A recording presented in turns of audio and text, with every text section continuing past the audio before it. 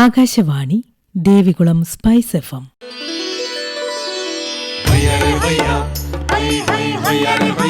കിസാൻ വാണി.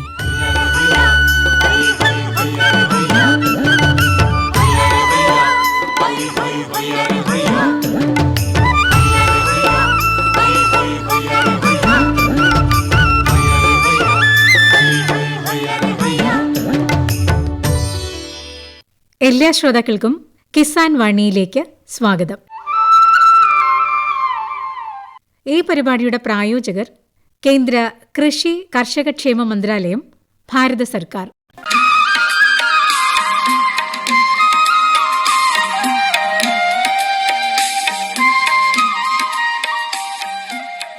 പ്രിയ ശ്രോതാക്കളെ, ഇന്നത്തെ കിസാൻ വാണിയിലേക്ക് സ്വാഗതം.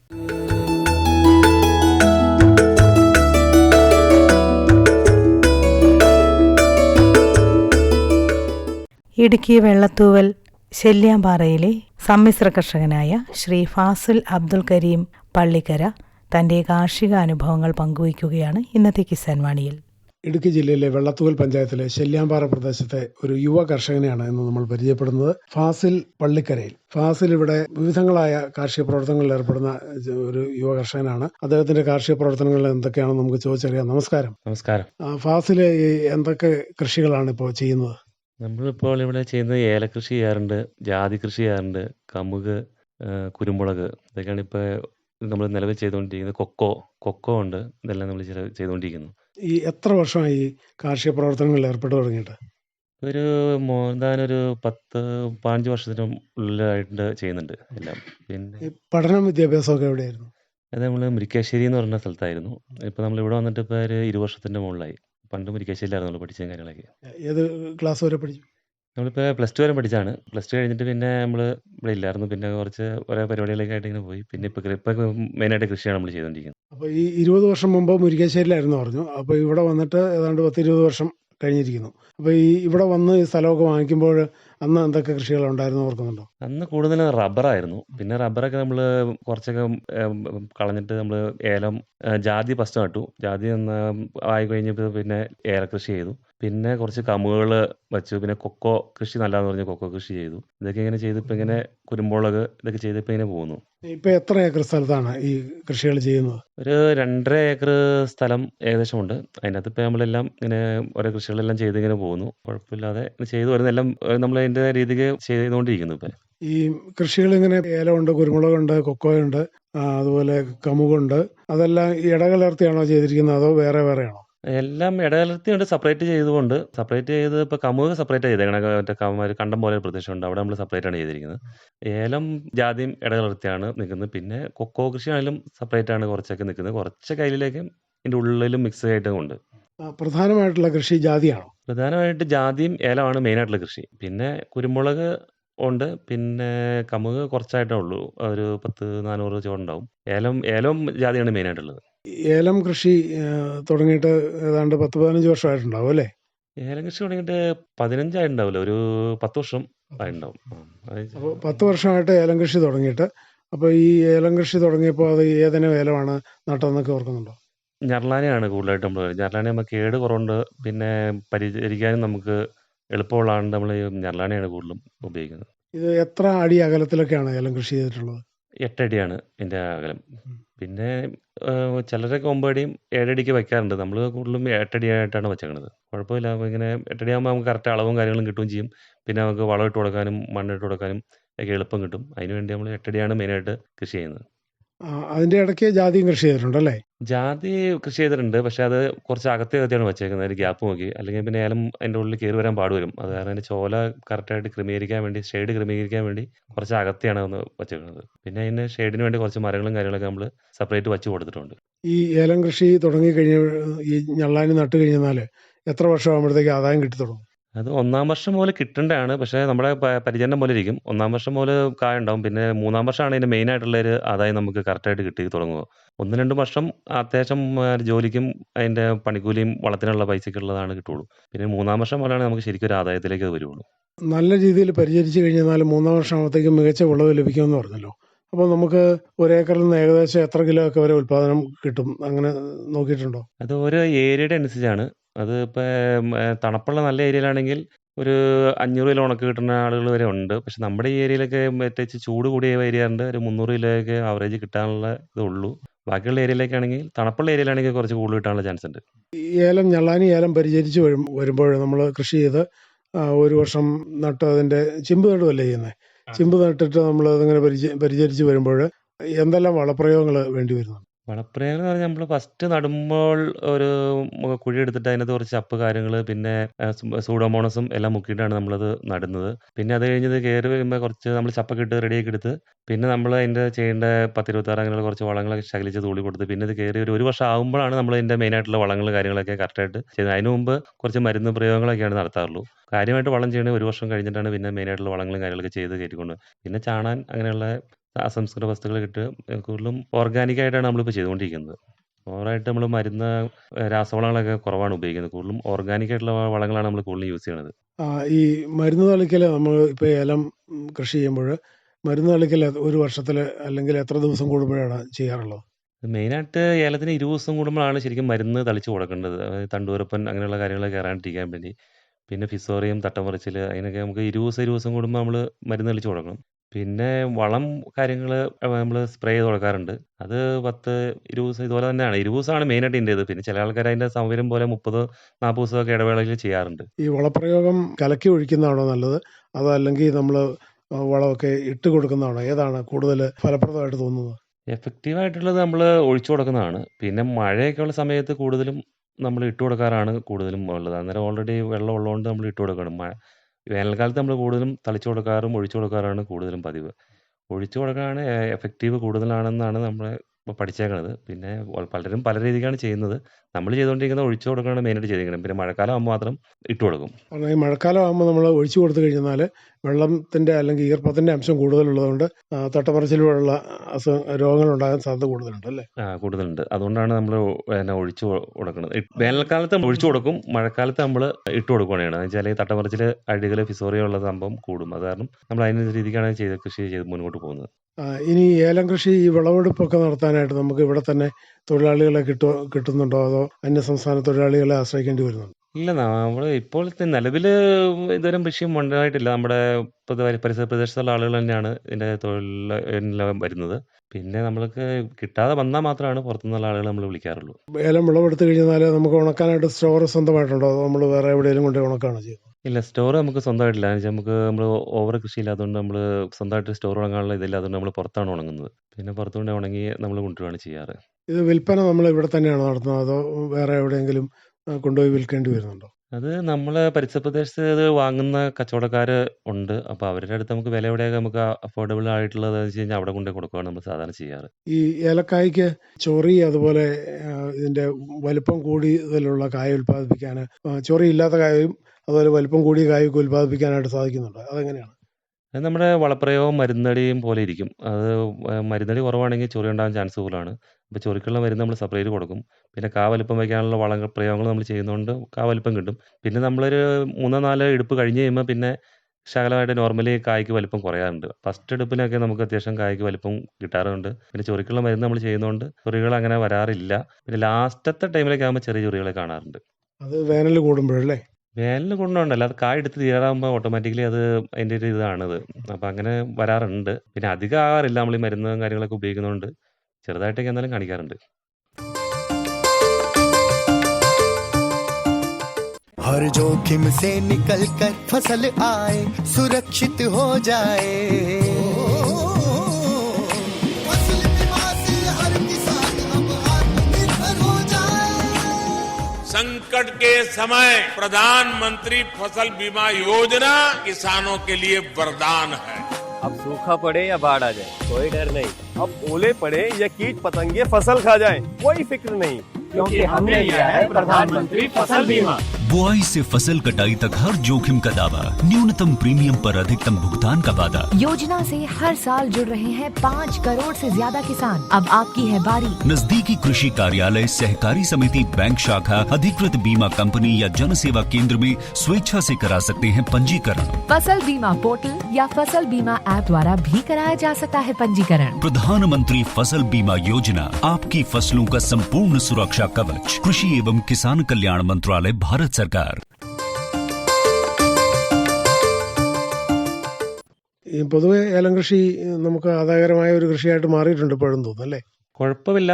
മറ്റേ കാലാവസ്ഥയും കാര്യങ്ങളൊക്കെ കുഴപ്പമില്ലെങ്കിൽ അത്യാവശ്യം നല്ല ഒരു കൃഷിയാണ് ഏലകൃഷി. കാലാവസ്ഥ ചൂട് കൂടുതലോ അങ്ങനെ എന്തെങ്കിലും വന്ന് കാലാവസ്ഥ വ്യതിയാനം വന്നു കഴിഞ്ഞാൽ ചെറിയ ബുദ്ധിമുട്ടുകൾ ഉണ്ടാക്കാറുണ്ട്. ഇല്ലെങ്കിൽ വലിയ കുഴപ്പമില്ലാത്ത കൃഷിയാണ് ആയിട്ടാണ് നമുക്ക് തോന്നുന്നത് ഏലകൃഷി. ഈ ഒരു വർഷത്തിൽ എത്ര തവണ വിളവെടുക്കാൻ സാധിക്കുന്നുണ്ട് ഏലത്തിൽ നിന്ന്? ഞങ്ങളുടെ ഇപ്പോൾ ഈ ഏരിയയിലൊക്കെ ഒരു ഏറ്റവും കൂടി പോയി കഴിഞ്ഞാൽ ഒരു 5 ട്രിപ്പ് വരെ കിട്ടാറുള്ളൂ. അല്ലാത്ത നല്ല തണുപ്പുള്ള ഏരിയയിലൊക്കെ ആണെങ്കിൽ 6, 7 വരെ എടുക്കാറുണ്ടെന്നൊക്കെ അവർ പറയാറ് കേൾക്കുന്നുണ്ട്. പക്ഷെ ഞങ്ങളുടെ ഏരിയയിൽ ഒരു മാക്സിമം 5 വരെ വിളവെടുപ്പ് വരെ എടുക്കാറുള്ളൂ. ഈ വേനൽക്കാലത്ത് നനച്ചു കൊടുക്കാനൊക്കെയുള്ള സൗകര്യങ്ങളൊക്കെ ഉണ്ടോ? അതിനുള്ള സംവിധാനം നമ്മൾ ചെയ്തിട്ടുണ്ട്. നമ്മളൊരു കുളം നമ്മൾ സെറ്റ് ചെയ്തിട്ടുണ്ട്. ആ കുളത്തിൽ നിന്ന് നമ്മൾ മോട്ടർ വെച്ച് അതുകൊണ്ടാണ് വെള്ളം നനയ്ക്കുകയും പിടിക്കുകയൊക്കെ ചെയ്യുന്നത്. പിന്നെ നമ്മൾ വളം കലക്കി ഒഴിപ്പിക്കാനും അതിനൊക്കെ നമ്മൾ ആ ജലസേചനമാണ് ഉപയോഗിക്കുന്നത്. അപ്പോൾ നമുക്ക് ഏത് വേനൽക്കാലത്തും വറ്റാത്ത വെള്ളമുണ്ട് അല്ലേ? നമ്മളൊരു മീൻ കൃഷി ഇതിനു വേണ്ടിയാണ് നമ്മൾ ചെയ്തത് കുളം. അതുകൊണ്ട് ഇപ്പോൾ അതിൻ്റെ അകത്ത് നമ്മളിപ്പോൾ കൂടുതലും ഏലം ബാക്കിയുള്ള കൃഷി സംഭവങ്ങൾ ഈ ജാതി ഇതിനൊക്കെ നനയ്ക്കാൻ വേണ്ടിയാണ് നമ്മളിപ്പോൾ വെള്ളം ഉപയോഗിക്കുന്നത്. ഭാവിയിൽ നമ്മൾ മീൻ കൃഷി ചെയ്യണമെന്ന് നമ്മൾ ഉദ്ദേശിക്കുന്നു. ഏലം കൃഷി ഇപ്പോൾ നല്ല വിലയും ഉള്ളതുകൊണ്ട് എന്തായാലും ഒരു മികച്ച വിളയായിട്ട് ഹൈ റേഞ്ചിൽ പൊതുവെ മാറിയിട്ടുണ്ട് അല്ലേ? കുഴപ്പമില്ല. ഇപ്പോഴത്തെ അത്യാവശ്യം വിലകളും കാര്യങ്ങളൊക്കെ ഉള്ളതുകൊണ്ട് ഇപ്പം നിലവിൽ വലിയ വിഷയമില്ല. പിന്നെ ഒരു 1000 രൂപയിലേക്കൊക്കെ താഴെ പോയി കഴിഞ്ഞാൽ നമുക്ക് നഷ്ടമാണ്. ഇപ്പോഴത്തെ വെച്ച് നോക്കുമ്പോൾ വലിയ കുഴപ്പമില്ല. ആവറേജ് വലിയ കുഴപ്പമില്ലാണ്ട് പോകുന്നു. ഇനി നമുക്ക് ഈ ജാതി കൃഷിയിലേക്ക് വന്നു കഴിഞ്ഞാൽ ജാതി ഏത് ഇനം ജാതിയാണ് നട്ടിട്ടുള്ളത്? ബഡ് ജാതിയാണോ സാധാരണ നാടൻ ജാതിയാണോ? കൂടുതലും നമ്മൾ നാടൻ ജാതിയാണ് ആദ്യം വച്ചത്. അതിനുശേഷം നമ്മൾ ആളെ വിളിച്ച് ബഡ് ചെയ്ത് ബഡ് ജാതിയിലേക്ക് ആക്കി. എന്ന് വെച്ച് കഴിഞ്ഞാൽ അതിനകത്ത് പരാനും നടക്കാനും ഇതിനും എല്ലാം അതിന് ആൺജാതിയും പെൺജാതിയും ഉണ്ടെങ്കിൽ വേണ്ടിയുള്ളതുകൊണ്ട് 1-2 ആൺജാതി നമ്മൾ നിർത്തിയിട്ട് ബാക്കിയുള്ളതെല്ലാം നമ്മൾ ബഡ് ചെയ്ത് പെൺജാതിയാക്കി മാറ്റുകയാണ് ചെയ്തത്. ഈ ജാതി നമ്മൾ നട്ട് കഴിഞ്ഞാൽ എത്ര വർഷമാകുമ്പോഴത്തേക്കും കായ്ച്ചു തുടങ്ങി വിളവെടുക്കാറാവും? ശരിക്കും കായ ഉണ്ടാവണത് നമ്മളിപ്പോൾ ഒരു 3 വർഷം കഴിയുമ്പോഴത്തേക്കും കായ്ക്കാറുണ്ട്. പക്ഷെ അത് നമുക്കൊരു ആദായത്തിലേക്ക് വരില്ല. ആദായത്തിലേക്ക് വരുമ്പോൾ ശരിക്കും ഒരു 10 വർഷമെങ്കിലും നിലവിൽ എടുക്കും. പിന്നെ ഒരു ജസ്റ്റ് ഒരു കിട്ടിക്കൊണ്ടിരിക്കും എപ്പോഴും നമുക്ക്. പക്ഷെ ഒരു ആദായത്തിലേക്ക് ഒരു കർഷകന് കിട്ടണമെങ്കിൽ ഒരു 10 വർഷം കഴിയണം ശരിക്കും ജാതിയുടെ ശരിക്കും ഒരു നല്ലൊരു ആദായത്തിലേക്ക് വന്നെങ്കിൽ. ഈ ബഡ് ജാതി ആയതുകൊണ്ട് നമുക്ക് കൂടുതൽ കായ ഉണ്ടാകുന്നുണ്ടോ ഓരോ മരത്തിലും? അത് ഓരോ ഇനത്തിനനുസരിച്ച് വ്യത്യാസം വരാറുണ്ട്. ചില ജാതിയിൽ നന്നായിട്ട് കായ്ക്കുന്നുണ്ടാവും, ചില ജാതിയിൽ കുറവുള്ളതുണ്ടാവും. പിന്നെ ഒരു ആവറേജ് നോക്കുമ്പോൾ എല്ലാത്തിൽ നിന്നും ഒരു അത്യാവശ്യം ജാതിക്ക് കിട്ടാറുണ്ട് ബഡ് ജാതിയിൽ നിന്ന്. ബഡ് ജാതിയിൽ നിന്നാണ് കൂടുതലും ജാതിക്ക് കൂടുതലും കിട്ടാൻ ചാൻസ് കൂടുതൽ. പിന്നെ നോർമലായിട്ട് നമുക്ക് ബഡ് ചെയ്യാതെ ജാതി എങ്ങാനും കിട്ടിക്കഴിഞ്ഞാൽ അത് നന്നായിട്ട് കായ ഉണ്ടാവാറുണ്ട്.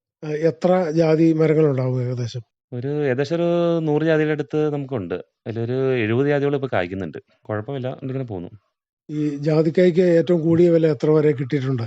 ജാതിക്കായ്ക്ക് കഴിഞ്ഞ സീസണിലൊക്കെ ഒരു 400 വരെ വന്നായിരുന്നു. ആവറേജ് ഒക്കെ ഒരു 250 ആണ്. 250 സ്റ്റാർട്ട് ചെയ്യുന്നത്. അത് കഴിഞ്ഞൊരു 400 വരെയൊക്കെ വരാറുണ്ട്. അത് എപ്പോഴും അങ്ങനെ നിൽക്കാറില്ല. 250 നമ്മളൊരു ആവറേജ് നമ്മൾ പ്രതീക്ഷിക്കാറുള്ളൂ. ഈ ജാതി കൃഷി ചെയ്യുമ്പോൾ ഇതിന് നമ്മൾ പ്രത്യേകിച്ച് വളപ്രയോഗങ്ങളോ അല്ലെങ്കിൽ മരുന്ന് തളിക്കലോ അങ്ങനെ എന്തെങ്കിലും വേണ്ടി വരുന്നുണ്ടോ? ജാതിക്ക് നമ്മൾ ബോറോണ്, സിങ്ക് അതൊക്കെ കലക്കി അടിച്ച് കൊടുക്കാറുണ്ട്. പിന്നെ ചുവട്ടിൽ നമ്മൾ ചെയ്യേണ്ട വളങ്ങൾ, ചാണകപ്പൊടി അങ്ങനെയുള്ള സംഭവങ്ങൾ നമ്മൾ ചെയ്ത് കൊടുക്കാറുണ്ട്. പിന്നെ രാസവളങ്ങൾ അങ്ങനെ നമ്മൾ ഉപയോഗിക്കാറില്ല ജാതിക്ക്. പൊതുവേ അത് കുറേ വർഷം നീണ്ടു നിൽക്കുന്ന കൃഷി ആയതുകൊണ്ട് രാസവള പ്രയോഗം വളരെ കുറവാണ്. ഈ ചാണകമൊക്കെ ഇട്ട് കൊടുത്തു കഴിഞ്ഞാൽ ഈ വേരുപുഴു ഉണ്ടാവുമെന്ന് കേൾക്കുന്നുണ്ട്. അങ്ങനെ എന്തെങ്കിലും അനുഭവം ഉണ്ടായിട്ടുണ്ടോ? മെയിനായിട്ട് ഏലത്തിനാണ് ചാണകപ്പൊടി ഉപയോഗിക്കുമ്പോൾ വേരുപുഴു കൂടുതലായിട്ട് കാണാറുള്ളത്. വൃക്ഷങ്ങളായിട്ടുള്ള ജാതി പോലെയുള്ള സംഭവങ്ങളൊക്കെ അങ്ങനെ വേരുപുഴു ഇതുവരെ പറഞ്ഞു കേട്ടിട്ടില്ല. നമ്മളെ അറിവിലില്ല. അങ്ങനെ ഇനി കൊണ്ടോ എന്ന് നമുക്ക് അറിയില്ല. അങ്ങനെ ഒരു അനുഭവം എന്തായാലും ഇല്ല അല്ലേ? ഈ ഏലത്തിന് ഈ ചാണകം ഇട്ട് കഴിഞ്ഞാൽ അതിന് ഈ വേരുപുഴുവിനെ പ്രതിരോധിക്കാൻ നമുക്ക് എന്താണ് ചെയ്യാറുള്ളത്? വേപ്പിൻ പിണ്ണാക്ക് ഇടുവോ? വേപ്പിൻ പിണ്ണാക്ക് ഇട്ട് കൊടുക്കാറുണ്ട്. പിന്നെ അതിന് പറ്റിയ വേലം പ്രൈം അങ്ങനെയുള്ള നെമറ്റോഡ് അങ്ങനെയുള്ള മരുന്നുകളൊക്കെ നമ്മൾ ഒഴിച്ചു കൊടുത്ത് കൺട്രോൾ ചെയ്യാറുണ്ട്. പിന്നെ വേരുപുഴുവിന് ഒഴിക്കുന്ന ഹിൽവാൻ ഒഴിച്ചു കൊടുക്കാറുണ്ട്. ഹിൽവാനാണ് മെയിനായിട്ട് വേരുപുഴുവിന് വേണ്ടി ഉപയോഗിക്കുന്നത്. നെമറ്റോഡ് കൂടുതൽ ഉപയോഗിക്കുന്നത് വേരുപുഴുവിന് ഉപയോഗിക്കാറുണ്ട്. പിന്നെ നെമറ്റോഡ് മാറാനും ഉപയോഗിക്കാറുണ്ട്. ഈ ജാതിക്ക വിളവെടുക്കുന്നത് എങ്ങനെയാണ്? നമ്മൾ എല്ലാം ഓരോ ദിവസവും കയറി അത് പറിച്ചെടുക്കുമോ അതോ ചോട്ടിൽ വീഴുന്ന പെറുക്കിയെടുക്കുക മാത്രമേ ചെയ്യാറുള്ളൂ? ജാതിക്ക ചോട്ടിൽ കൂടുതലും അത് ചോട്ടിൽ വീഴും. പിന്നെ വീഴാത്തതൊക്കെ നമ്മൾ തോട്ടി ഉപയോഗിച്ച് പറിക്കുകയാണ് ചെയ്യാറ്. പിന്നെ വലിയ ജാതിക്കാണെങ്കിൽ കയറ് പറിക്കാറുണ്ട്. ഡെയിലി എല്ലാ ദിവസവും ഇറങ്ങി പോകുന്നുണ്ട്. ഒരു ജൂൺ മുതലാണ് മറ്റേ വിളവെടുപ്പ് തുടങ്ങുന്നത്. ജൂൺ മുതൽ ഒരു ഡിസംബർ വരെ നീണ്ടു നിൽക്കും. അതന്നേരം നമ്മൾ കൂടുതലും ചാടിയും കയറിയും ഒക്കെ തോട്ടിക്കൊക്കെയാണ് നമ്മൾ പറിക്കാറ്. ഇത് ഈ ഫ്ലവറാക്കി ഇതിന്റെ പൂവ് കൂടുതൽ എടുക്കാനായിട്ട് ശ്രദ്ധിക്കാറുണ്ടോ? എങ്ങനെയാണ്? ഫ്ലവറാക്കി എടുക്കുക, ചോട്ടിൽ വീഴുന്നത് ഫ്ലവറായിട്ട് കിട്ടാറില്ല. നമ്മൾ പറിച്ചെടുത്ത് ഉണങ്ങിയാലാണ് ഫ്ലവറായിട്ട് കൂടുതൽ നമുക്ക് ഉപയോഗിക്കാൻ പറ്റുള്ളൂ. ഫ്ലവറായിട്ട് ഉപയോഗിച്ചാലാണ് മാർക്കറ്റിൽ അത്യാവശ്യം മാർക്കറ്റ് കിട്ടുള്ളൂ. നിലത്തെ ആടി നമ്മൾ എടുക്കുന്നത് കുറച്ച് ഇതിൻ്റെ ഒരു ഫ്ലവറിൻ്റെ രൂപത്തിൽ കിട്ടില്ല. ഒരു ആവറേജ് പത്രമായിട്ട് കിട്ടുള്ളൂ. അതായത് കൂടുതൽ നമ്മൾ പറിച്ചെടുക്കാനാണ് കൂടുതൽ നമ്മൾ ശ്രമിക്കാറ്. ഈ ജാതിക്ക ഉണങ്ങിക്കഴിഞ്ഞാൽ ഉണങ്ങുന്നതൊക്കെ എങ്ങനെയാണ് വിളവെടുത്തിട്ട് ജാതിയുടെ കായ? കൂടുതലും വെയിലത്ത് ഉണങ്ങാറുണ്ട്. പിന്നെ ആ സമയത്ത് മഴക്കാലം ആവുന്നതുകൊണ്ട് നമ്മൾ കൂടുതലും സ്റ്റോറിലും കാര്യങ്ങളും പിന്നെ നമ്മൾ പുകയത്തേക്കിട്ടാണ് കൂടുതലും ഉണങ്ങുന്നത്. ആ സമയത്ത് മഴയായിരിക്കും ജൂൺ മുതലാണ്ട്. അതായത് നമുക്ക് ഉണങ്ങൽ ഇച്ചിരി ബുദ്ധിമുട്ടാണ്. എന്നാലും നമ്മളെങ്കിലേക്ക് ഉണങ്ങിയെടുക്കും. ഈ ജാതി ഉണങ്ങിക്കഴിഞ്ഞ് അത് ഈ പൊട്ടിച്ചതിന്റെ പരിപ്പെടുത്താണോ വിൽക്കാറുള്ളത്, അതോ ജാതിക്ക അതേപടി ഉണങ്ങി വിൽക്കുകയാണോ? ഏതാണ് ചെയ്യാറുള്ളത്? അതിൽ ഏതാണ് ലാഭകരമായിട്ട് തോന്നുന്നത്? ജാതിക്ക പൊട്ടിച്ച് വിൽക്കുന്നതാണ്, പരിപ്പിനാണ് വില കൂടുതൽ. പക്ഷേ ഇവിടെ അതിനുള്ള സംവിധാനം ഇല്ലാത്തതുകൊണ്ട് നമ്മൾ കൂടുതലും പൊട്ടിക്കാതെ തൊണ്ടോട് കൂടിയാണ് വിൽപ്പന കൂടുതലും. അത് പൊട്ടിക്കണേ അതിനുള്ള ജോലിക്കാരെ നമുക്ക് കിട്ടാറില്ല. അത് കിട്ടാറില്ലാത്തതുകൊണ്ട് നമ്മൾ കൂടുതലും തൊണ്ടോട് കൂടിയാണ് ഇവിടെ വിൽക്കാറ്. പൊതുവെ ജാതി കൃഷി ഹൈ റേഞ്ചിലെ കർഷകർക്ക് ഒരു മികച്ച കൃഷിയായിട്ടാണോ? എങ്ങനെയാണ് ഫാസിലിന്റെ ഒരു അനുഭവം? ഏത് കൃഷിയും നല്ലതാണ്. പക്ഷേ കാലാവസ്ഥയും കൂടെ നമുക്ക് അനുയോജ്യമായി കിട്ടിയാൽ മാത്രമാണ് ഈ വിളകളെല്ലാം നമുക്ക് കറക്റ്റായിട്ട് അതിൻ്റെ ആദായം നമുക്ക് വിലയും കിട്ടുള്ളൂ. പിന്നെ വിലയും അതിൻ്റെ കറക്റ്റായിട്ട് കിട്ടണം. വിലയും കാലാവസ്ഥയും അനുസരിച്ചാണ് ഓരോ കൃഷിയുടെയും വിജയമെന്നാണ് ഫാസിൽ പറയുന്നത്. ഇനി മറ്റ് കുരുമുളക് അതുപോലെ കൊക്കോയൊക്കെ കൃഷി ചെയ്യുന്നുണ്ട്. ഈ കമുക് എങ്ങനെയാണ് കൃഷി ചെയ്തിട്ട്? വേറെ സ്ഥലത്താണ്? കമുക് നമ്മളൊരു പാടം പോലെ ഒരു സ്ഥലമുണ്ട്. അവിടെ ഇപ്പോൾ ചെറുതായിട്ട് ജനാംശം കുറവുള്ള പാടമാണ്. അപ്പോൾ അതുകൊണ്ട് നമ്മളവിടെ മണ്ണെടുത്ത് ലെവൽ ചെയ്ത് തട്ടാക്കിയിട്ട് അവിടെയാണ് കമുക് കൃഷി ചെയ്തിരിക്കുന്നത്. അത് മറ്റേ കാസർഗോഡൻ കമുകാണ് നമ്മൾ കൂടുതലും കൃഷി ചെയ്തത്. അതിപ്പോൾ നമ്മൾ വിളവ് എടുക്കണ ടൈം ആയിട്ടുള്ളൂ. അത് പുതിയതായിട്ട് നമ്മൾ കൃഷി ചെയ്തേക്കാണ്. അത് വിളവ് ഇപ്പോൾ ആയിക്കൊണ്ടിരിക്കുന്നുള്ളൂ. ഈ കാസർഗോഡൻ ഇനം കമുക് കൃഷി ചെയ്തിട്ട് അത് അവിടെ നല്ല രീതിയിൽ കായ ഉണ്ടാകുന്നുണ്ടോ, അല്ലെങ്കിൽ കൊല കുത്തി കായ ഉണ്ടാകുന്നുണ്ടോ ഇവിടെ? കാസർഗോഡൻ കുഴപ്പമില്ല. പക്ഷേ ഇപ്പോഴത്തെ ഇതിനനുസരിച്ച് ചെറിയ കേടുകളും കാര്യങ്ങളൊക്കെ കാണിക്കുന്നുണ്ട്. പക്ഷേ ഉണ്ടാകുന്ന നല്ല മുഴുപ്പുള്ള നല്ല വലിയ അടയ്ക്കാണ് നമുക്ക് കിട്ടാറ്. അപ്പോൾ ആയി വരുന്നുള്ളൂ. ഇപ്പോൾ ഒരു വർഷമായുള്ളൂ നമ്മൾ വിളവെടുപ്പ് തുടങ്ങിയിട്ട്. ആ വിളവെടുപ്പിൽ ഇപ്പോൾ കുറേ കമുകൾ കായ്ച്ചു. ബാക്കിയുള്ള ഇപ്പോൾ കായ്ച്ചു വരുന്നുള്ളൂ. എത്ര വർഷം ആയപ്പോഴത്തേക്ക് ഇത് കായ്ച്ചു? അവർ പറഞ്ഞത് 3 വർഷമാകുമ്പോൾ കായ്ക്കുന്നതാണ് പറഞ്ഞത്. പക്ഷേ 3 വർഷമായപ്പോൾ കായ്ച്ചില്ല. ഞങ്ങൾക്കൊരു 6 വർഷം കഴിഞ്ഞതിന് ശേഷമാണ് പിടിക്കാൻ തുടങ്ങിയത്. എന്തായാലും അത് ഇപ്പോഴത്തെ കമുക് കൃഷിയും നല്ല ആദായമാണ് അല്ലേ? കുഴപ്പമില്ല. മറ്റേ വിളവിൽ കീടങ്ങളൊന്നും ആക്രമണങ്ങളില്ലെങ്കിൽ കുഴപ്പമില്ലാത്ത കൃഷിയാണ്. കീടങ്ങളുടെ ആക്രമണം ഉള്ളതിന് നമ്മൾ മരുന്ന് കാര്യങ്ങളൊക്കെ പ്രയോഗിക്കുന്നുണ്ട്. പിന്നെ കുറേയൊക്കെ കമുകൾ ഇപ്പോഴത്തെ കാലാവസ്ഥയിൽ പോകുന്നുണ്ട്. പക്ഷേ കാലാവസ്ഥ ക്ലിയർ ആണെങ്കിൽ ഇതെല്ലാം കൃഷി നമുക്ക് മെച്ചമാണ്. വീട്ടിലാരൊക്കെയുണ്ട്? വീട്ടിൽ വൈഫ്, 2 മക്കള്, പിന്നെ വാപ്പ ഉമ്മ. കുട്ടികളൊക്കെ പഠിക്കുകയാണ്? കുട്ടികൾ രണ്ടുപേരും പഠിക്കുകയാണ്. ഒരാൾ LKG, ഒരാൾ 5ാം ക്ലാസ്സിൽ. മുഴുവൻ സമയം കാർഷിക പ്രവർത്തനങ്ങളിൽ ഏർപ്പെട്ട് സന്തോഷകരമായിട്ട് മുന്നോട്ട് പോകുന്നു അല്ലേ? കുഴപ്പമില്ലാണ്ട് പോകുന്നു. ഇതുവരെ നിലവിലെ വിഷയമില്ലാണ്ട് ഇങ്ങനെ കൃഷിയും കാര്യങ്ങളൊക്കെ ആയിട്ട് ഇങ്ങനെ പോകുന്നു. എന്തായാലും ഒത്തിരി സന്തോഷം. പ്രിയ ശ്രോതാക്കളെ, ഇടുക്കി ജില്ലയിലെ വെള്ളത്തൂവൽ പഞ്ചായത്തിലെ ശല്യാംപാറയിലെ ഒരു മികച്ച യുവ കർഷകനായിട്ടുള്ള ഫാസിൽ അബ്ദുൽ കരീം പള്ളിക്കരയിലാണ് ഇത്രയും നേരം തന്റെ കാർഷിക അനുഭവങ്ങൾ നമ്മോട് പങ്കുവച്ചത്. ഇത്തരം കാര്യങ്ങൾ ശ്രോതാക്കൾക്ക് വേണ്ടി പങ്കുവച്ചതിന് നന്ദി. ഇടുക്കി വെള്ളത്തൂവൽ ശല്യാംപാറയിലെ യുവ കർഷകനായ ശ്രീ ഫാസിൽ അബ്ദുൽ കരീം പള്ളിക്കരയുമായി ഇതുവരെ സംസാരിച്ചത് ജോഷി തോമസ്.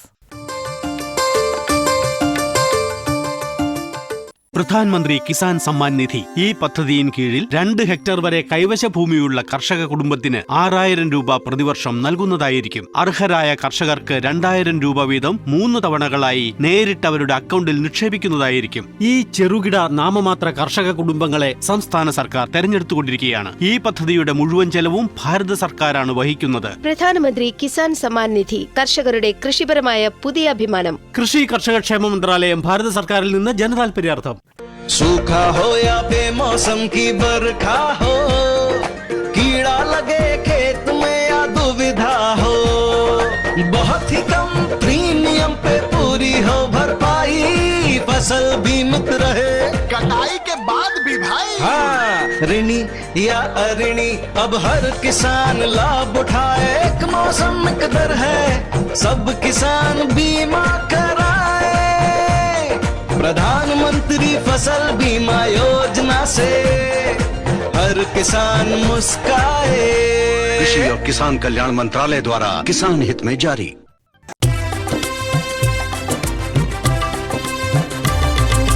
സഹകരണത്തിൻ ബലത്തിൽ വികാസത്തിനു ചുവടുവയ്ക്കാം. ജനപങ്കാളിത്തകരുത്തുമായി മുന്നോട്ടെന്നും നീങ്ങുക നാം. ജനകോടിയിൽ ഈ വിപ്ലവം ഉണർത്തിയല്ലോ വിശ്വാസം. നാം ഒത്തുചേർന്ന വികാസത്തിനെ പതാക പറത്തിടാം. സഹകരണം നമ്മുടെ വികാസത്തിൻ പ്രതീകം. പുതുയുഗത്തിൽ സഹകരണം കാണിന്റെ പ്രധാനം. കൃഷി മന്ത്രാലയം, ഭാരത സർക്കാരിൽ നിന്ന് ജനതാൽപര്യാർത്ഥം. ഈ പരിപാടിയുടെ പ്രായോജകർ കേന്ദ്ര കൃഷി കർഷകക്ഷേമ മന്ത്രാലയം, ഭാരത സർക്കാർ.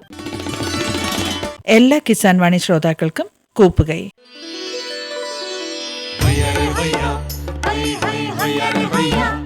കിസാൻ വാണി സമാപിക്കുന്നു.